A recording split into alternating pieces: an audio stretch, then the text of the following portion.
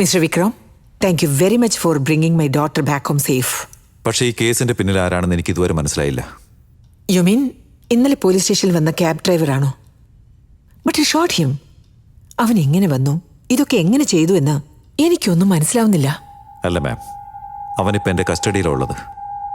വന്നത് അവൻ തന്നെയാ, പക്ഷെ പേര് വേറെയാ.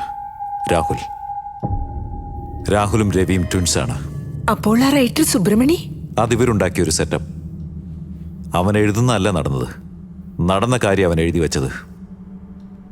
ഞാനൊരു തെറ്റ് ചെയ്തു.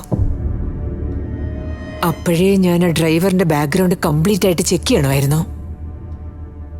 സിദ്ധാർത്ഥിന് പണി കൊടുത്ത് എന്റെ മകളെ തട്ടിക്കൊണ്ടുപോയി എന്നെ ഒരു ദിവസം മുഴുവനും ചുറ്റിക്കറക്കി. All right, it's never too late Vikram. നിങ്ങൾ എനിക്കായി ഒരു ഫൈനൽ ടാസ്ക് ചെയ്യണം. ഇവർ 3 പേര് എപ്പോഴും ഉള്ളത് വരെ എനിക്ക് അപകടം തന്നെയാണ്. സിദ്ധാർത്ഥ്, സുബ്രഹ്മണി, രാഹുൽ, ഈ 3 പേരെ എൻകൗണ്ടർ ചെയ്ത് അടയാളം അറിയാത്തതുപോലെ അവരെ അങ്ങ് നല്ലതുപോലെ ഡിസ്പോസ് ചെയ്യണം. സിദ്ധാർത്ഥിനെ പറ്റി സംസാരിക്കാം, പക്ഷെ അതിനു മുമ്പ് രാഹുലും എഴുത്തുകാരനും ഈ പ്ലാൻ എക്സിക്യൂട്ട് ചെയ്യുക മാത്രമേ ചെയ്തിട്ടുള്ളൂ. പക്ഷേ ഇതിന്റെ പിന്നിലുള്ള മാസ്റ്റർ മൈൻഡ് ഇവരല്ല. അപ്പൊ ആരായിരിക്കും ആ മാസ്റ്റർ മൈൻഡ്? അതിന് നിങ്ങളെല്ലാ സത്യം എന്നോട് തുറന്നു പറയണം.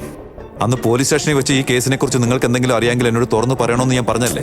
ഞാനതിന് എല്ലാ കാര്യങ്ങളും നിങ്ങളോട് പറഞ്ഞില്ലേ വിക്രം? മാം, ഈ കേസിന് 2 വശങ്ങളുണ്ട്. ഒരു വശത്ത് ഫേക്ക് എൻകൗണ്ടർ, സിദ്ധാർത്ഥിന് പകരം രവി മരിച്ചത്. മറ്റൊരു വശം റേപ്പ് വിക്ടിം. നടന്ന കാര്യങ്ങൾ വെച്ച് ഞാനൊന്ന് ഡീപ്പായിട്ട് തിരഞ്ഞപ്പോൾ എനിക്ക് ആ പഴയ കേസിൽ നിന്ന് ഒരു ചെറിയ ഡീറ്റെയിൽ കിട്ടി. 1 വർഷം മുമ്പ് ആ ഫേക്ക് എൻകൗണ്ടർ നടന്ന അതേ ദിവസം, അതേ നാൾ രാത്രി 7 മണിക്ക് ഹോസ്പിറ്റലിൽ ആ കുട്ടി ക്രിട്ടിക്കൽ കണ്ടീഷൻ തരണം ചെയ്തെന്ന് അറിയിപ്പ് വന്നു. അടുത്ത 40 മിനിറ്റ്സിനുള്ളിൽ ആ കുട്ടി മരിച്ചു പോയെന്ന് ന്യൂസ് വന്നു. അന്ന് ആ വാർഡിലുണ്ടായിരുന്ന ഹൗസ് സർജനെ ഞാൻ മീറ്റ് ചെയ്തു. ഏറെക്കുറെ 40 മിനിറ്റ് കഴിഞ്ഞ് നിങ്ങൾ ആ ഹോസ്പിറ്റലിലെത്തി ചീഫ് ഡോക്ടറെ മീറ്റ് ചെയ്തിരുന്നു. അതിനുശേഷം വാർഡിലുണ്ടായിരുന്ന എല്ലാവരെയും മറ്റൊരു വാർഡിലേക്ക് ഷിഫ്റ്റ് ചെയ്തു. ആ പെൺകുട്ടി എങ്ങനെയാ മരിച്ചേ? നിങ്ങൾ എന്തിനാ ചീഫ് ഡോക്ടറെ മീറ്റ് ചെയ്തേ? വിക്രം, എന്താ സംഭവിച്ചെന്ന് അറിയാതെ പറയരുത് വിക്രം. അവള് ജീവിച്ചിരുന്നെങ്കിൽ തന്നെ അവളുടെ ജീവിതം വളരെ ക്രൂരമായിരുന്നിരിക്കും. അതിനുശേഷം അവൾക്ക് കുടുംബപരമായി നല്ലൊരു ജീവിതം ജീവിക്കാൻ സാധിക്കില്ലായിരുന്നു. ഞാൻ അവളെ ഇത്രയും മോശപ്പെട്ട സ്ഥലത്തു നിന്നും നല്ലൊരു സ്ഥലത്തേക്കാണ് പറഞ്ഞയച്ചത്. It's not murder, it's just basically. Rape is not something you can live with. I know her difficulties. പക്ഷെ അത് നിങ്ങൾക്ക് മനസ്സിലായില്ല വിക്രം. മാം, നമുക്ക് കാര്യത്തിലേക്ക് വരാം.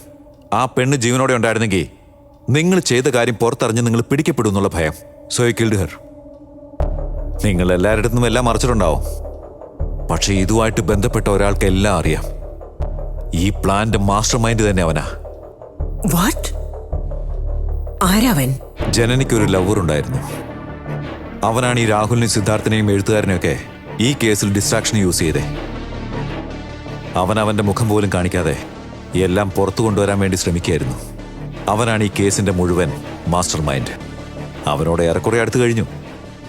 ഒരു 24 മണിക്കൂറിനുള്ളിൽ അവൻ എവിടെയുള്ളെന്ന് കണ്ടുപിടിക്കും. അവനെ കിട്ടിയ ഉടനെ അവനെയും ചേർത്ത് എൻകൗണ്ടർ അങ്ങ് ചെയ്തേക്ക്. സിദ്ധാർത്ഥനെ കൊന്നതുകൊണ്ട് നിങ്ങൾക്കല്ലാതെ ഞങ്ങൾക്ക് ആർക്കും ഒരു ഉപയോഗമില്ല. അവനെ ജീവനോടെ പിടിച്ചുകൊണ്ടുപോയി അവന്റെ അച്ഛനെ ഏൽപ്പിച്ച നിങ്ങളെ DGP ആക്കിയ ആളല്ലേ. എന്നെ ഒരു കമ്മീഷണറെങ്കിലും ആക്കാതിരിക്കൂ. എന്നാൽ സിദ്ധാർത്ഥിന് എന്റെ കയ്യിൽ തരികയാണെന്ന പക്ഷം നിങ്ങളുടെ സർവീസിൽ നിങ്ങളുടെ ജീവിതാവസാനം വരെ എന്ത് സമ്പാദിക്കുന്നുവോ അതിന്റെ 10 മടങ്ങിലധികം സെറ്റിൽമെന്റ് നിങ്ങൾക്ക് വന്നു ചേരുന്നതാണ്.